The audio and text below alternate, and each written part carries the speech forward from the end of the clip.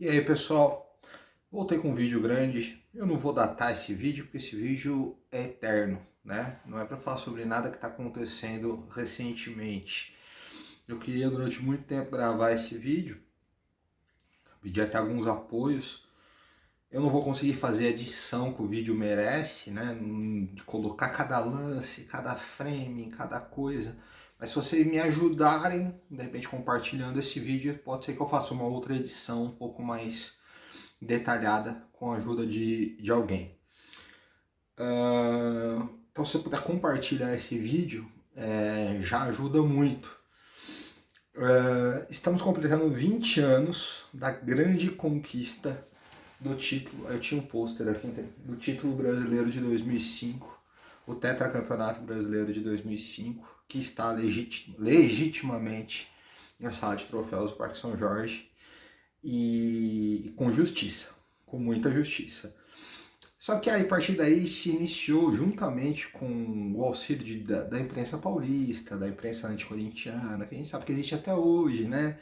A gente sabe que, por exemplo, as coisas que acontecem do lado para lá, não do Corinthians, eles repercutem até fala de presidente de conselho, de um monte de coisa. A gente sabe como funciona aqui em São Paulo.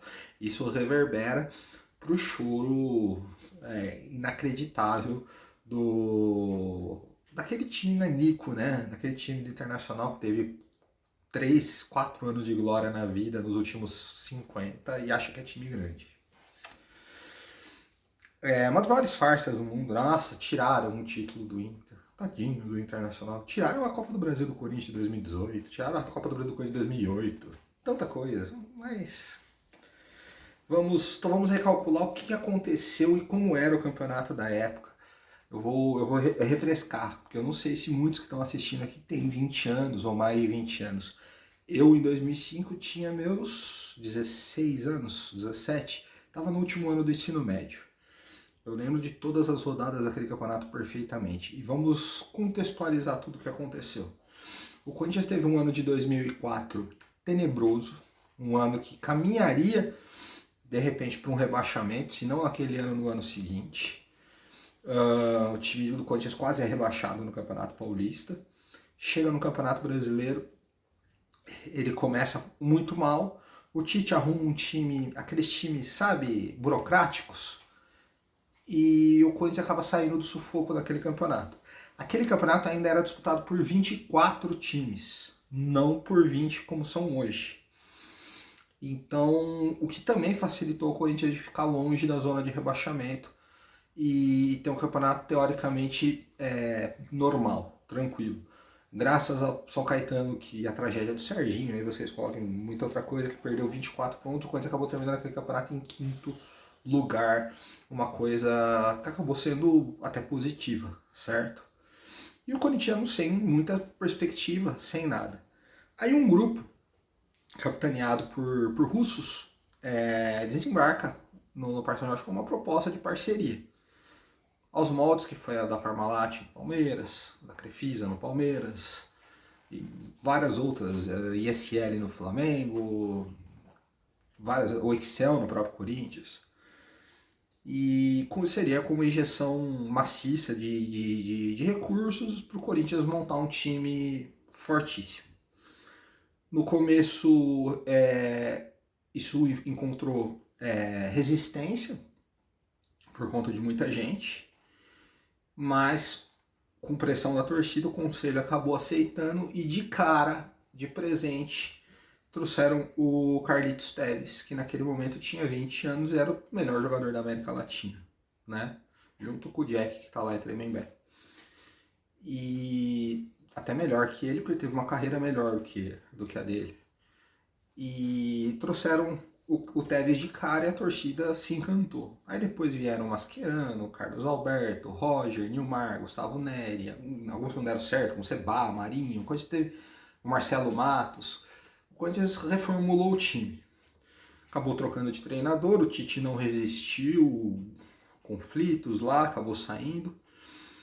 E sob esse contexto, o Corinthians vinha caminhando por uma temporada trágica no ano de 2005, porque o Corinthians não começa a temporada bem. apesar de no arranque final ter terminado o Paulista em segundo lugar, não teve final, tá? Era pontos corridos. O Corinthians começa mal o ano, e depois o Corinthians é eliminado de forma automática na Copa do Brasil pelo Figueirense, naquele jogo que o Roger bate o pênalti, que alguns dizem que foi proposital, outros não. O Corinthians contrata o Daniel Passarella, treinador do River Plate.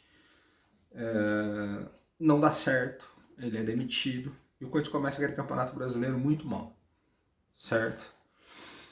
Agora vamos contextualizar o Campeonato Brasileiro de 2005. O Corinthians, ele não começa bem o campeonato de 2005, estreia empatando em casa com o Juventude, perde para o Botafogo no Rio de Janeiro, num jogo com um portão vazio, depois eu vou falar um pouco desse jogo, e na terceira rodada o Estopim, no meio de semana é eliminado da Copa do Brasil pelo Figueirense, e no fim de semana toma o 5-1 do São Paulo no Pacaembu. Tentar, acho que a pior derrota nossas para eles. E o Passarella cai. Entendeu? Então o Corinthians faz 1 ponto em 9.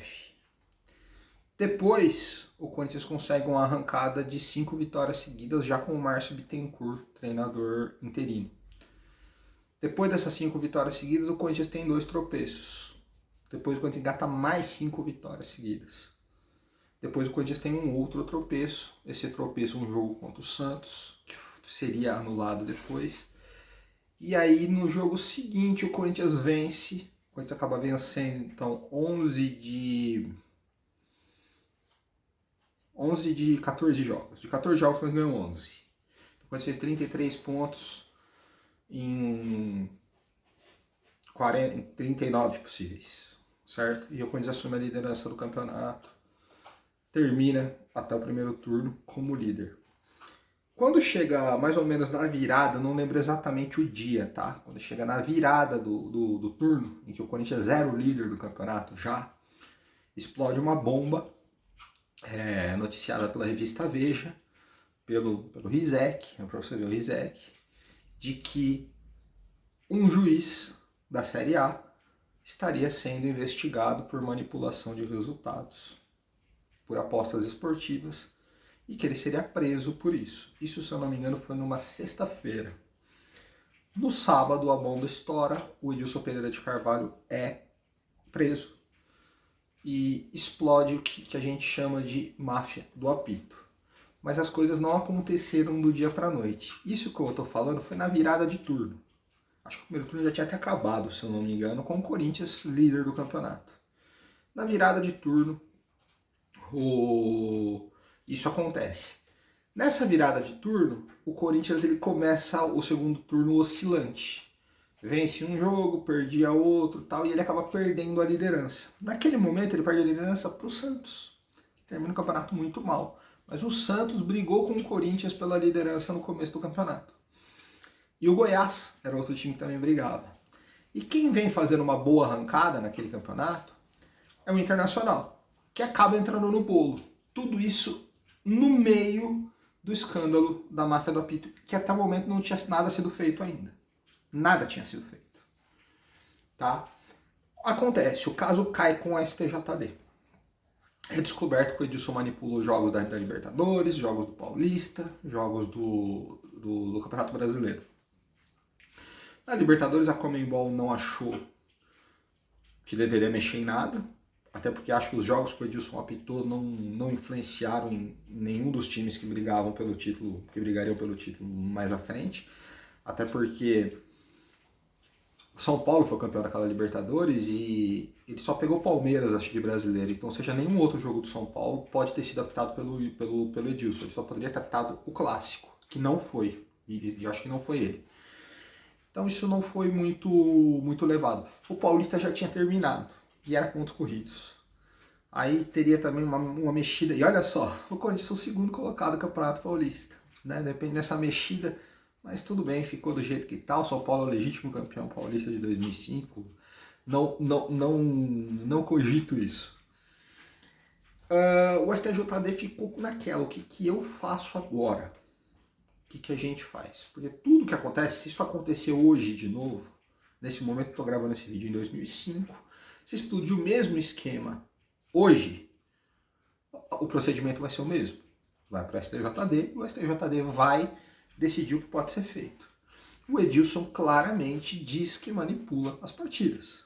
Claramente. Ele até brinca num jogo que ele tentou fazer o Figueirense perder do Vasco e não conseguiu porque o Edmundo jogou demais naquele dia. Certo? Então, as palavras do próprio Edilson. O tentar manipular o jogo já é motivo para o jogo não ter validade nenhuma. Né? Nesse meio termo, os clubes são consultados. E é isso aí que todo torcedor colorado esquece. Que toda a imprensa esquece. Tem um vídeo do Bruno Formiga que eu vou deixar aqui no card. O Bruno Formiga gravou esse vídeo há uns 10 anos, acho. Ou até um pouco menos. Mas faz muito tempo que ele gravou esse vídeo. Os clubes foram consultados. Eu tinha dito que em 2004 tinham 24 times. A CBF já estava num plano de reduzir de 24 para 20. Só que ela ela faria isso gradativamente. Então foram 24 em 2004, 22 em 2005 e em 2006 até hoje, 20. Foi isso que foi feito. Então eram 22 times. Os times foram consultados de forma democrática, que eram para ser feito, sobre o que deveria ser feito. 11 times disseram que os jogos teriam que ser anulados. 9 times disseram que os jogos não deveriam ser anulados. E 2 times se abstiveram. Falaram, pra gente não importa. Se anular ou não anular, não faz a diferença pra gente. E aí já cai uma outra máscara dos colorados. Quem são os rivais do Corinthians? Quem são aqueles que querem ver o Corinthians se lascar? Que inclusive entregaram jogos para o Corinthians não ser campeão, por exemplo, em 2010. Palmeiras e São Paulo. Como votaram Palmeiras e São Paulo? O Palmeiras votou a favor da anulação dos jogos e o São Paulo se absteve. Esses dois votos, se tivessem sido contrários, os jogos não teriam sido anulados. Só para você ver que, nossa, que benefício é esse, que até os nossos rivais nos beneficiaram. Beleza. Os jogos, eles são retirados da tabela. Outra falácia, o Inter era líder e dormiu e não era não, cara. Os jogos, eles foram apenas retirados da tabela. Assim como, lembra quando o Barco fez aquele gol de mão, Internacional e Palmeiras, em 2012? A CBF tirou o jogo da tabela, porque o Palmeiras chorou, que teve interferência externa, julgou, falou que não tinha nada demais, os pontos voltaram normalmente. Teve um Palmeiras e Botafogo, foi em 2018, 2019, por aí, que o VAR, não, já tinha o VAR, acho que foi em 2019, que um pênalti foi marcado para o Palmeiras, a bola já tinha saído, e aí o Botafogo alegou erro de direito, pediu anulação do jogo, a CBF tirou esses pontos da tabela, depois não deu motivo o Botafogo e devolveu esses jogos para o Palmeiras. Então o que aconteceu nesse dia que os colorados dizem que tiraram eles da liderança foi simplesmente esses jogos eles foram separados. Esses jogos eles foram apenas separados da tabela e foi isso que aconteceu. Acho que a memória do meu celular tá fraca, vai deixar só de 10 em 10 minutos. O que se seguiu então? Naquele dia, o Internacional jogou contra o Fluminense no Beira-Rio e o Corinthians enfrentou o Brasiliense no Pacaembu. Aquele jogo que o Marcelinho, com a camisa do Brasiliense, vai no meio da torcida do Corinthians e tal. Aquele jogo que o Marcelinho vai com a camisa do Brasiliense, no meio da torcida do Corinthians, é um jogo até épico. Então, ou seja, com esses resultados, o Fluminense e o Internacional, se eu não me engano, eram o segundo e terceiro colocado, e o Corinthians assume a liderança. Então o Inter tropeça e perde a liderança no campo naquele mesmo dia. Você entendeu? E os jogos não tinham sido anulados. Eles só tinham apenas sido retirados da tabela, sendo que isso daí não significa nada. Nada, porque o campeão brasileiro só se define na última rodada, ou quando não tiver mais como alcançar o líder, né? E depois foi a julgamento, com a anuência da maioria dos clubes, né, da imprensa, de tudo. Os jogos foram anulados e refeitos. O Corinthians teve 2 jogos anulados. O primeiro jogo foi contra o São Paulo. É por isso que agora eu lembrei que foi na virada de turno, porque esse jogo contra o São Paulo foi na terceira rodada do segundo turno. Então foi depois disso que estourou a máfia do apito. Um jogo que estava 2-2 até os 41 do segundo tempo, quando um pênalti do Edilson Pereira de Carvalho no do Souza, que não aconteceu, foi marcado e o São Paulo venceu a partida por 3-2. O outro jogo foi um 4-2 contra o Santos. Lembra quando eu falei que o Corinthians deu aquela arrancada, pegou a liderança e acabou perdendo um jogo? Exato, esse foi o outro jogo. O jogo que foi 4-2 para o Santos na Vila Belmiro. O Santos realmente jogou melhor que o Corinthians, mas no momento em que a partida estava 3-2 para o Santos, infelizmente não vou conseguir editar, colocar as imagens, teve um pênalti claríssimo no jogo que não foi marcado. E aí esses dois jogos foram anulados e feitos de novo. O Santos entrou em crise, trocou de técnico, tudo. Quando esse jogo foi refeito na Vila Belmiro, o Corinthians venceu a partida por 3-2. E com outro escândalo de arbitragem, com um gol do Nilmar anulado de forma ridícula. Ridícula. Mas o Corinthians vence a partida por 3-2. O jogo contra o São Paulo já não querendo mais nada com nada no campeonato, se preparando para jogar o Mundial, foi 1-1, o que acrescentou ao Corinthians 4 pontos a mais. O Internacional teve uma partida contra o Curitiba anulada. Ela foi refeita e o placar foi o mesmo. 3-2, tinha sido 3-2 e 3-2. Então, seja, para o Internacional não mudou nada. Então, isso foi a máfia do apito, tá? Pra gente encerrar essa parte. Agora, o outro caso, que aí quem é dodói das ideias, mistura tudo, foi na antepenúltima rodada. Antepenúltima rodada, aí o campeonato seguiu normalmente. Na antepenúltima rodada, eu posso chegar até um pouquinho antes, né? Na rodada anterior. Ó, na rodada anterior, foi numa quarta-feira, o Corinthians foi a São Caetano jogar contra o São Caetano. O Corinthians perde com 1-0, gol contra do Betão, se eu não me engano. 6 pontos quando estava do Inter. O Inter estava empatando com o Brasiliense, diminuindo a distância para 5. Aos 48 do segundo tempo, com gol em impedimento do Márcio Mossoró, o Internacional vence o Brasiliense por 1-0 e diminui essa distância para 3. Só aí, né, Colorados? Era para estar 5 a distância, né? Mas beleza. Chegamos no jogo Internacional e Corinthians. O Corinthians abre o placar com o Tevez. O Inter empata com o Rafael Sobis. A arbitragem até então do Márcio Rezende de Freitas, sem o que falar. Não tinha expulsado ninguém, não tinha feito nada. Tanto que o próprio Muricy Ramalho ele falou que, fora esse lance do pênalti que eu vou falar agora, ele não tem o que falar daquela arbitragem. A estava sendo até boa naquele momento. Acho que foi aos 27 do segundo tempo. O Tinga recebe a bola na cara do gol, dribla o Fábio Costa. O Fábio Costa dá um carrinho criminoso no Tinga, só que ele não acerta a primeira perna do Tinga, ele pega o pé de apoio. E pela visão do Márcio Rezende de Freitas, o Tinga simulou. Pela visão da televisão, que era contrária, o toque do Fábio Costa no pé de apoio do Tinga é claríssimo. Então era pênalti, claro. Pênalti, cartão amarelo para o Fábio Costa. Como o Márcio não viu, pela posição que ele estava, e não tinha VAR, o Márcio não dá o pênalti.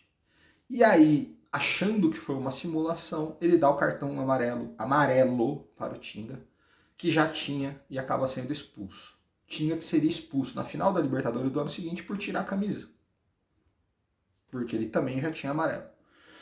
Mas então ele toma amarelo, ele não é expulso por causa desse lance. Outra coisa, se ele não tivesse amarelo no jogo, ele só levaria o amarelo. Erro crasso, erro crasso.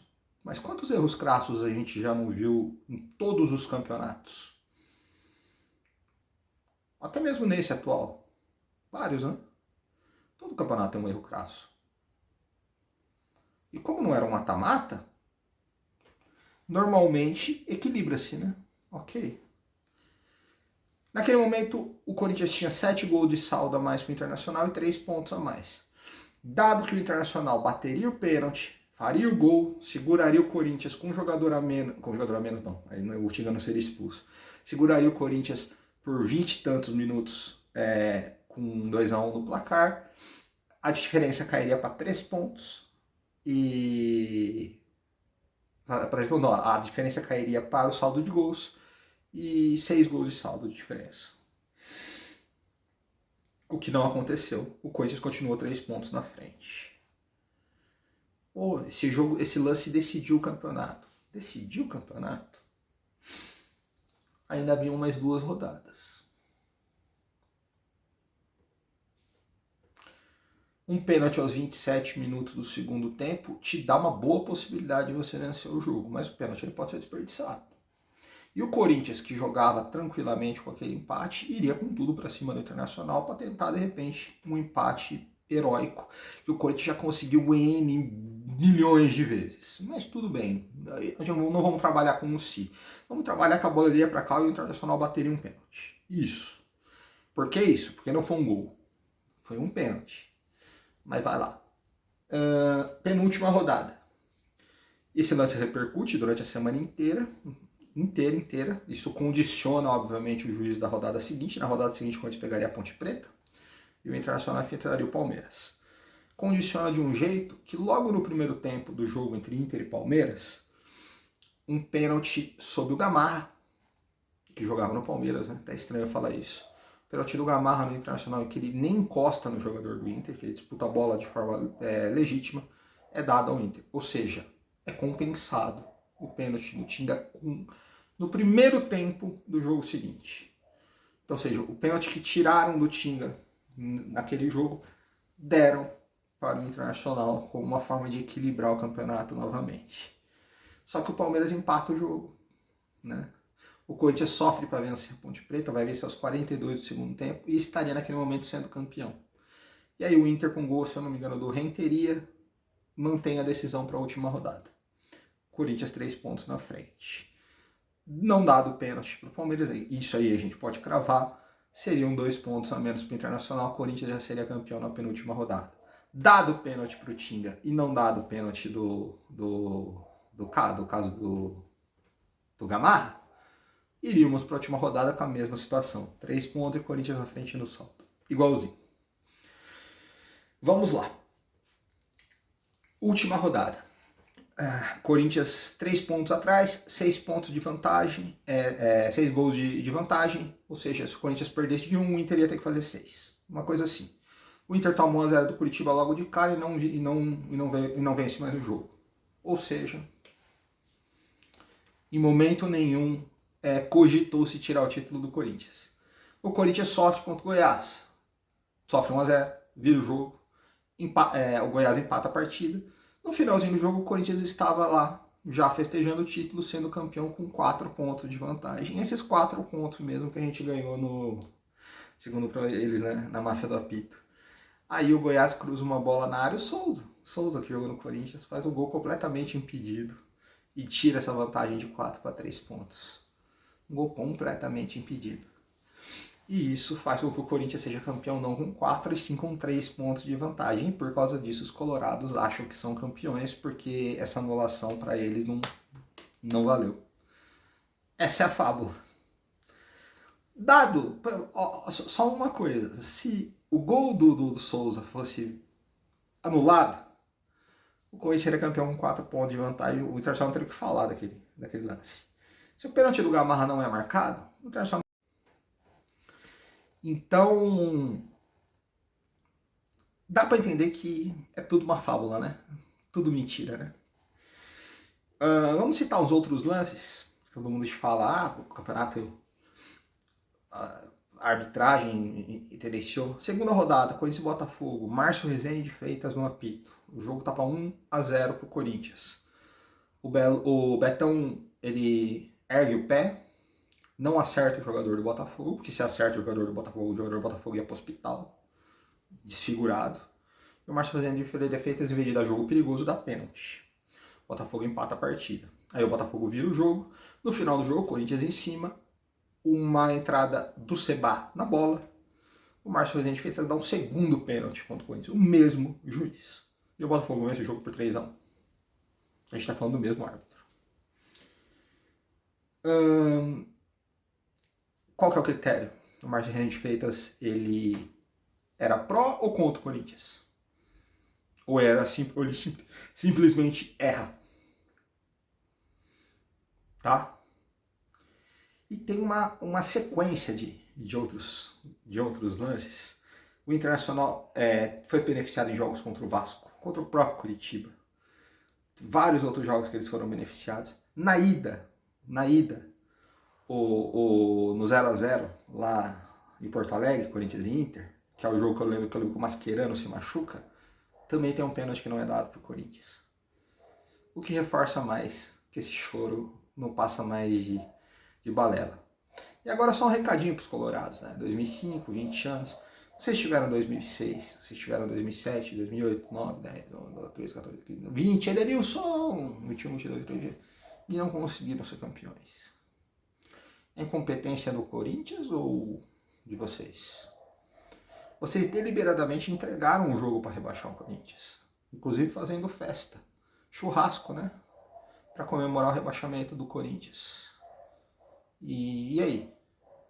Vocês podem requerer o título de 2005, ou vocês podem requerer o rebaixamento de vocês por manipulação, por entregar deliberadamente um jogo. O que você acha? Vamos para o mesmo tribunal. Vamos pegar os lances, vamos pegar toda a conjuntura que os jogadores falaram do jogo contra o Goiás em 2007, tá? Vocês tentam pegar o título de 2005, a gente tenta rebaixar vocês. Vocês acham que é bom? Tá? Fora isso, dói. 4 anos depois a gente se enfrentou na final da Copa do Brasil, é o famoso põe no DVD. E que eles têm coragem de dizer que a final da Copa do Brasil foi roubada. Eles não têm nem vergonha na cara. Chegaram a estar perdendo de 4x0 no agregado. Eles têm a coragem de dizer que também foram roubados em 2009. O famoso põe no DVD. Ai. Uma pena que a Globoplay lançou esse documentário em streaming. Eu acho, mesmo sendo uma tecnologia ultrapassada, que essa trilogia, e junto com os erros de arbitragem para o Internacional no Campeonato de 2005, deveriam ser gravados e lançados em DVD. Eu só acho. Valeu!